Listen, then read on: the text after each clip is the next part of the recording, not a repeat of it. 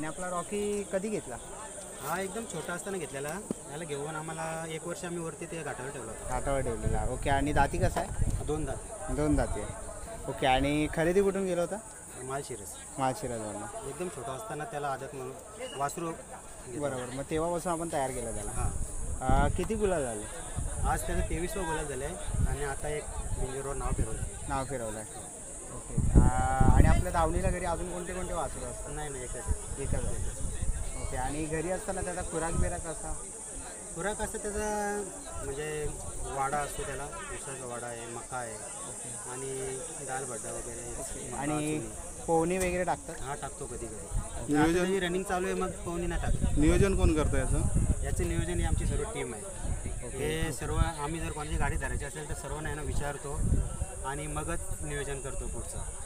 अजून आमचे तिघेजण तिकडे बसल्यात.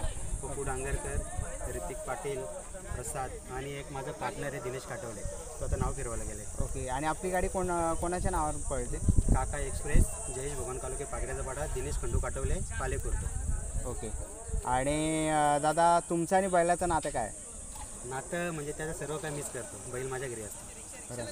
आणि मित्रपरिवारांबद्दल काय बोला? नाही, मित्रांचा फुल सपोर्ट येतात. एकट्याचं काम नाही, शर्तीचं काम एकट्याचं काम नाही आहे. हे सर्व मित्र जेव्हा जोडीला राहतील तेव्हाच काम होणार आहे. एका दुसऱ्याचं काम नाही आहे. आणि बैलगाड्याचा नाद कसा लागला? बैलगाड्याचा नाद आमच्या काकाची बैल त्यानंतर आम्हाला आलो ती आम्ही शिंगाला कासरा गुंडलून सुद्धा शर्ती केलेल्या आहे. त्याच्यात यामुळे एवढं लहान असताना आम्ही बैल जुंपून न्यायचो. बैला तेव्हा टेम्पो वगैरे काही नव्हते ना. आम्ही पहिले सकाळी डबे बरोबर घ्यायचे आणि शर्तीला जायचं. बैलगाडा क्षेत्राने काय दिलं तुम्हाला? नाव दिलं. पैसा याच्यात फक्त बोलायला किंमत, पैशाला किंमत नाही शर्ती. आधीचं बैलगाडा आपण क्षेत्र बघितलं, तुम्ही बघितलं असेल, आणि आत्ताचं काय फरक जाणवतो? भरपूर फरक आहे.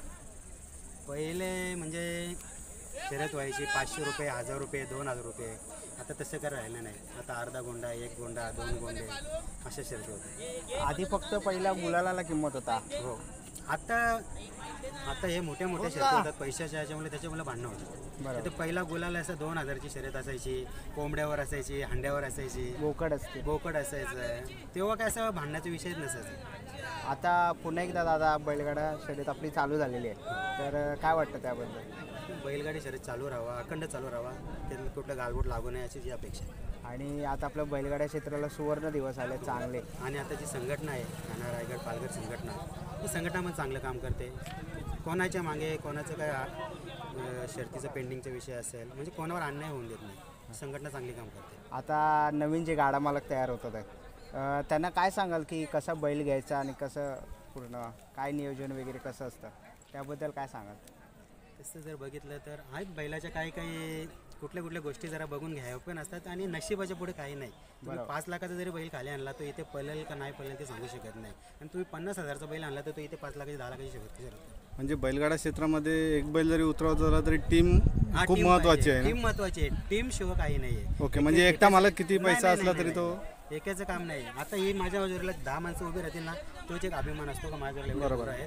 आणि याच्यात शर्यत किती होते त्याच्यात पैशाला काही किंमत नाही. शर्यतीमधनं मालक किती घरी नेतो हे सगळ्यांनाच माहिती आहे.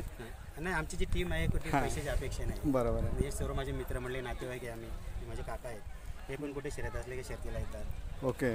म्हणजे पूर्ण घरचा पण सपोर्ट तुम्हाला पण आहे. हा तो चरण असतो. हा बैल एकदा जुंपून दिला का त्याच्यात हातात असतो सुट्टीला. हे सुट्टी मेकर आहे. सर्वांचा सपोर्ट आहे. आणि तिथे जे बसलेत ना ते आता तुमच्या कॅमेऱ्यासमोर यायला घाबरतात. त्यांचं पूर्ण सपोर्ट आहे आपल्याला. आणि दादा आपल्या गाडीवर ड्रायव्हर कोण असतो? पंकज ड्रायव्हर. ओके. आणि सुट्टी मेकर? आणि पंकज ड्रायव्हर असतो, कधी कधी भास्कर ड्रायव्हर पण असतो. सुट्टी मेकर चरण आहे, अनिकेत कालेकर आहे, प्रतिमेश कालेकर आहे, प्रसाद पाटील, ऋतिक कडू आणि पप्पू डांगरकर, ही टीम आहे. आता आपला महादेवाचा नंदी आहे तुमच्याकडे, तर याची पैदास बघायला भेटेल काय? याची तुम्हाला जुनी जर नाही पुढे ते सांगू शकत नाही. ते बघू पुढचं.